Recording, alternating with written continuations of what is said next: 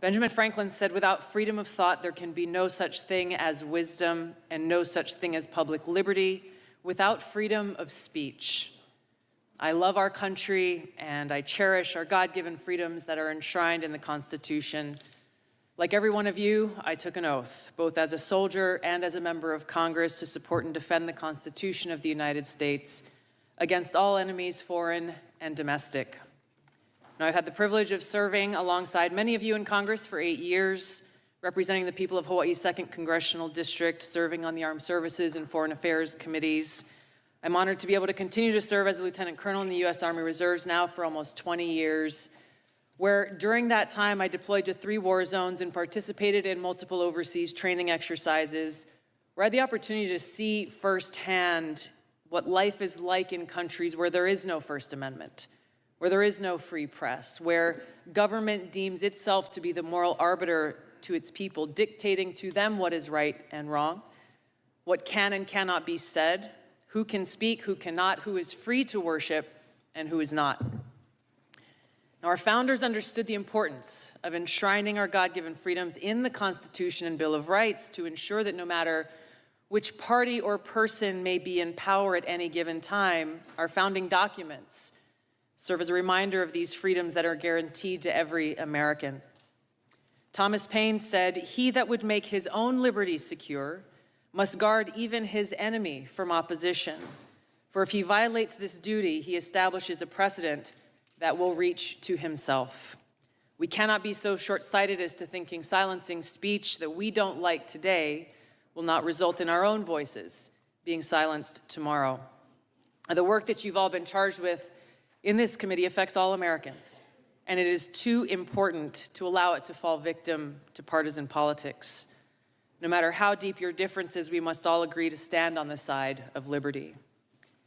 Unfortunately, right now we live in a country where many Americans are afraid to speak freely, afraid to express themselves, afraid to actually have real open dialogue and debate, afraid of losing their job, being canceled, or being accused of a crime, which could happen if recently introduced legislation criminalizing so-called hate speech is passed into law, speech that, no matter how abhorrent, is still protected under the First Amendment. Now, this fear and this culture of fear and self-censorship is not unfounded. We have individuals in our government often working through their arms in the mainstream media and big tech, doing exactly what our founders rejected, trying to control what we, the people, are allowed to see and say under the guise of protecting us from so-called misinformation or disinformation. Now, of course, they appoint themselves as the sole authority and voice of truth, of information, backed by the most lethal force on earth with the power to target anyone they deem a threat. They alone are the ones, self-designated, who get to decide what is true and what is false, what is information and what is misinformation or disinformation. They say they're doing this for us, that they're doing this for our own good, to protect the people. But in reality, the truth is they think that we're too stupid to think for ourselves, too stupid to discern for ourselves and to draw our own conclusions. Now, the idea that we must just blindly accept whatever the government or those in power tell us is true goes against the very essence of our Constitution and Bill of Rights, which were created as a resounding rejection of the reign of kings, churches, and authorities. They tell us we must blindly trust them or face the consequences, even though our government has a long history of lying to us, the American people.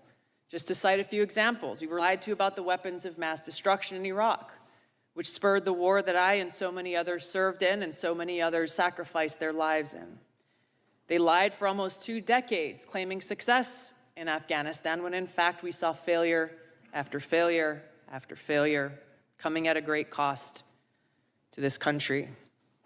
We saw lies about Vietnam that were revealed in the release of the Pentagon Papers. We saw lies about our own government illegally surveilling Americans. These are just a few examples. There are many more.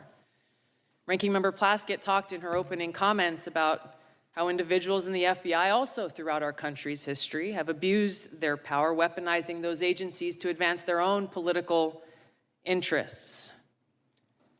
This is not and cannot be reduced to a partisan fight. The stakes are too high. We all must recognize our own responsibility to stand against such abuses. But as we sit here today, the danger is that if we choose to reject or challenge whatever those in power declare is the so-called truth, we are accused of being anti-authority. We are accused of being a danger to society, accused of spreading misinformation, and are then targeted, smeared, and called things like Russian asset, white supremacist, bigot, racist, sexist, extremist, traitor, and so on. More dangerous than any baseless smear, our own government institutions, which exist to serve the people, they are being weaponized against us. The Department of Homeland Security declared a heightened domestic terrorism threat due to 3 factors, the first of which is, quote, the proliferation of false or misleading narratives which sow discord or undermine public trust in U.S. government institutions, end of quote. They are the ones who get to decide what those false or misleading narratives are. Former CIA Director John Brennan said in 2021 that, quote, members of the Biden team are now moving in laser-like fashion to try to uncover as much as they can about what looks very similar to insurgency movements that we've seen overseas.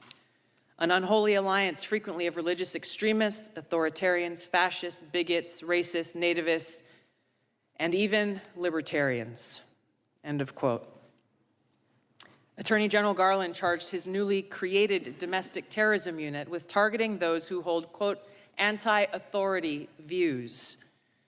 That included parents who dared to protest at Board of Education meetings, concerned and standing up for the right for themselves to have a say in their children's education. A draft copy of the Department of Homeland Security Quadrennial Homeland Security Review outlined their intent to target, quote unquote, inaccurate information on a whole host of topics, to include the origins of COVID, vaccines, the U.S. withdrawal from Afghanistan, and U.S. support to Ukraine. Their misinformation, disinformation, and malinformation team exists to, quote, counter all types of disinformation. Once again, they get to determine what this disinformation is. Meta CEO Mark Zuckerberg revealed on the Joe Rogan Experience podcast recently that Facebook limited the exposure of the New York Post Hunter Biden laptop story just weeks ahead of the 2020 election, only after talking with the FBI. Twitter took similar action, but they recently apologized for doing so, recognizing that their decision was wrong. The cozy relationship between the White House officials, the Department of Homeland Security, the FBI, and big tech is now well documented and results in private companies not restricted by the First Amendment doing the dirty censorship work of those in government who are not legally allowed to do so themselves. The threat big tech monopolies pose to our democracy is real and serious. I've had personal experience with this. After the first Democratic primary presidential debate in 2019, I was the most searched candidate of the night. Unfortunately, and suddenly, my Google Ads account was mysteriously suspended without any notice or explanation. There were no responses to our multiple attempts to resolve whatever problem could have caused this, but after some time passed, magically, my account was reinstated, again with no explanation or apology. But their actions limited my ability to connect with voters who were actively seeking more information about my candidacy and why I was offering to serve them as President and Commander-in-Chief. This has not only happened to me, it's happened to other candidates running for various offices. Joe Kent, running for Congress in Washington State, is one I know personally of. This happens all the time with these big tech monopolies interfering in our democracy by manipulating search results based on whatever it is that they want the American people to know about a particular candidate or issue that should be concerning to any one of us and all of us. Now, recently, we've learned that with the release of the Twitter files detailed by Matt Taibbi and others, high-level former FBI and CIA and other government officials were behind Hamilton 68 and their list of 644 social media accounts supposedly linked to, quote, Russian influence activities online. Now, Hamilton 68's work was widely cited as fact, by institutions like Harvard and Stanford, by mainstream news organizations across the board, by members of the House of Representatives and Senate from both political parties, including the head of the Intelligence Committee. The problem is, it was false. Twitter themselves determined that the vast majority of counts that Hamilton 68 targeted on this list of 644 were, quote, neither strongly Russian nor strongly bots, end of quote. They were mostly anti-establishment American voices from across the political spectrum. I was one of them. Former Secretary of State Hillary Clinton accused me, a sitting member of Congress, a soldier, and a candidate running for president, of being, quote, groomed by the Russians. Her baseless smear worked as intended. It was something that was repeated over and over, headline after headline, article after article, pushed online in every way. This had the harmful impact that was intended. I could give you many examples of interactions that I've had with people throughout that campaign and still today. But I remember one in particular that had an impact. Just weeks after this statement was made, I was in South Carolina at a campaign event when an elderly woman came up to me, and I could tell that she was very disturbed. She came up and she put her hands on my shoulders and she looked into my eyes, her eyes welling up, hands shaking, and she said, "Look me in the eyes. I need to know if you are working for Putin." She was serious. I couldn't believe it. I looked her straight back in the eyes and expressed to her from my heart how much I love this country, so much that I'm willing to die for it. More recently, U.S. Senator Mitt Romney accused me of treason, a crime that is punishable by death under our laws. I challenged him to back this serious allegation up with evidence. What was this based on? There was no response, no explanation, no evidence, and certainly no apology. Now, these accusations are often shrugged off as, well, hey, it's politics. People say things about each other all the time. That may be easy for some of you to say, but for somebody who wears the uniform, this is serious. And it's serious not only to me, but to my fellow service members and veterans, every one of us making a decision at some point in our lives to raise our right hand, prepared and volunteering to lay our life down for this country. What does that mean in reality? It means that before every deployment,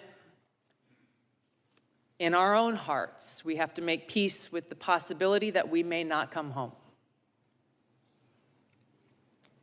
It means writing letters to our loved ones, trying to find the words to express our love and gratitude, knowing that that may be our final goodbye. It means for those of us who do come home, doing our best every single day to honor the great sacrifices of our brothers and sisters who paid that ultimate price. This is much bigger than me or any one individual. When those who dare to challenge the establishment are targeted by this powerful conglomerate of government, corporate media, and big tech, weaponizing all that they have against the people for their own selfish gain, it has a dangerous chilling effect on free speech, and it sends a very powerful message. If you dare to challenge us, we will come after you. The more we allow this to happen, we start looking less and less like a democratic republic and more like a banana republic. Instead of a government ordained to secure these rights, we are now increasingly facing a government determined to take those rights away. George Washington warned, "For if men are to be precluded from offering their sentiments on a matter which may involve the most serious and alarming consequences that can invite the consideration of mankind, reason is of no use to us. The freedom of speech may be taken away, and dumb and silent we may be led like sheep to slaughter." We have to stop this insanity and protect these sacred freedoms, vanquish the fear and self-censorship that is now pervasive. Every one of us taking action to breathe new life into the open marketplace of ideas that is at the heart of a thriving democracy, encouraging vigorous and substantive debate, encouraging people to think for themselves so we can draw our own conclusions, where we can disagree without devolving into hate, where we can respect each other as fellow Americans and treat each other with aloha. The work you have before you is critical for all of these reasons. The stakes are high. The consequences, for better or worse, will be long-lasting. And for the sake of the American people, our freedom, and the future of this country we love, I pray we can set aside our partisan differences and commit to standing together to defend the constitutional right of every American to live free.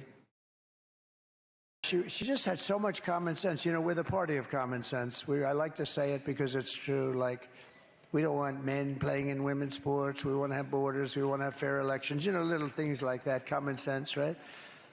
But she's here tonight, and I'm going to just ask her to come up and say a couple of words. Tulsi Gabbard.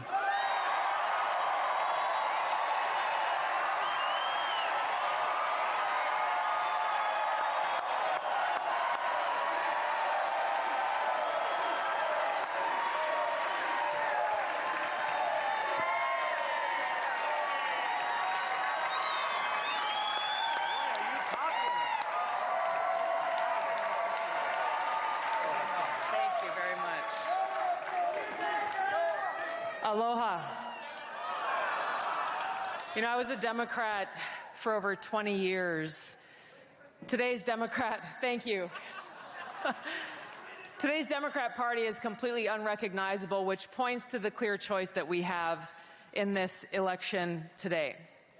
When you look at the party of Kamala Harris, for example, she is anti-freedom, she is pro-censorship, she is pro-open borders, and she is pro-war.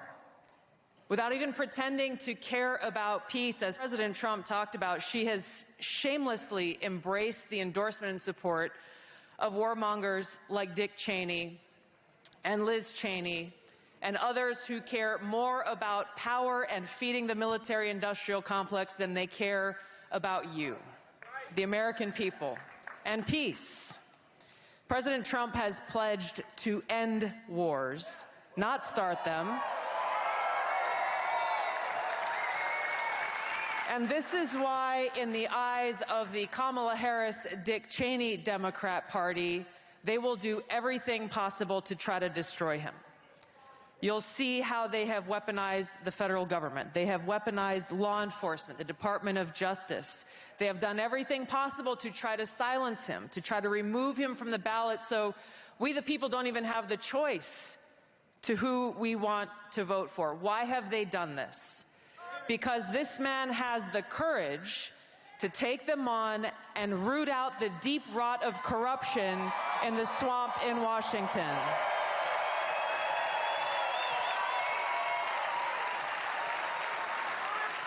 Now, voters have made their voices heard loud and clear, not once, not twice, but 3 times in the last 3 presidential elections, nominating this man to be the Republican nominee for president because of his commitment to these fundamental American principles of freedom and peace and prosperity.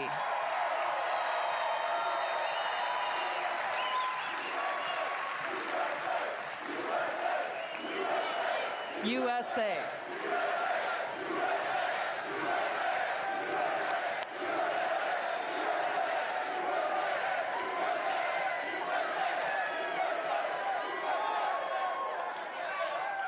Now, to those of you here or those watching at home who are independent-minded people like myself, who love our country and are committed to the Constitution and to freedom, the Democrat Party has no home for people like us. But we do have a home in the Republican Party where we are welcomed with open arms by President Trump and so many of you who love our country.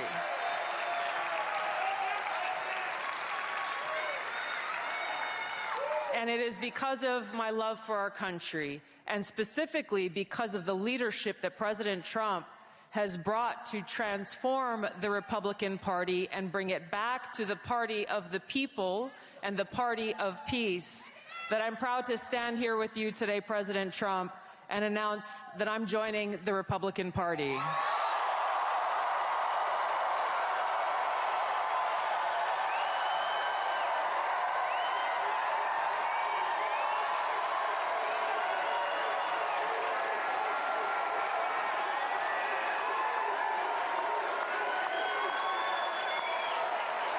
I'm joining the party of the people, the party of equality, the party that was founded to fight against and end slavery in this country. It is the party of common sense, and the party that is led by a president who has the courage and strength to fight for peace.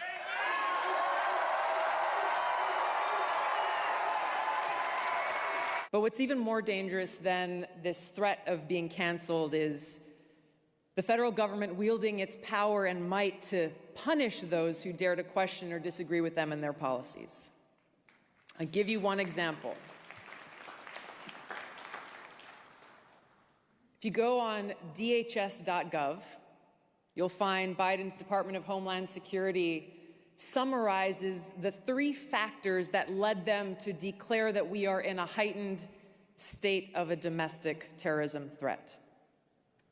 The first of those 3 factors is, quote, the proliferation of false or misleading narratives which sow discord or undermine public trust in U.S. government institutions. I want to read that again because it's important. The proliferation of false or misleading narratives which sow discord or undermine public trust in U.S. government institutions. Number 1 factor. If you replace the word U.S. government with the word church, we can see how those in power see themselves as the high priests in a secular theocracy.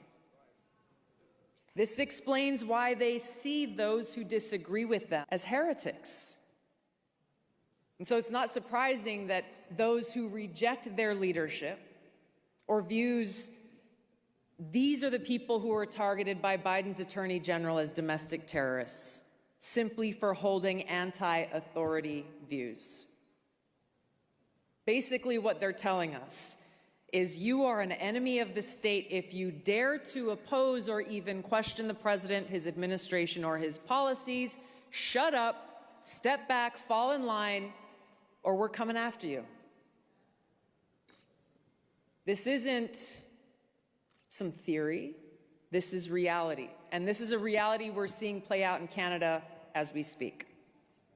You have the autocratic leader in Canada who's resorted to genuinely authoritarian and tyrannical means to suppress a peaceful mass protest against the power elite there. Everything that we see happening up north, everything from the execution of emergency powers to the freezing of bank accounts, the seizure of children from parents, the destruction of livelihoods and small businesses, all of these things could happen here. So the question I ask myself in confronting all this is, what are they so afraid of? Who are they afraid of? You know the answer. It's simple. They're afraid of us. They're afraid of a free people. They're afraid of a free society. Now, I've got to believe that Thomas Jefferson was thinking about these cowardly, fearful leaders when he said they prefer the calm of despotism to the boisterous sea of liberty. They're afraid of the freedom that empowers each and every one of us to seek the truth, to speak freely, to question their decisions and their authority. They're afraid of losing power. knowing full well the intent of our founders when they wrote in the Declaration of Independence that governments are instituted among men, deriving their just powers from the consent of the governed, and that whenever any form of government becomes destructive of these ends, it's the right of the people to alter or abolish it and institute a new government. A government of the people, by the people, and for the people.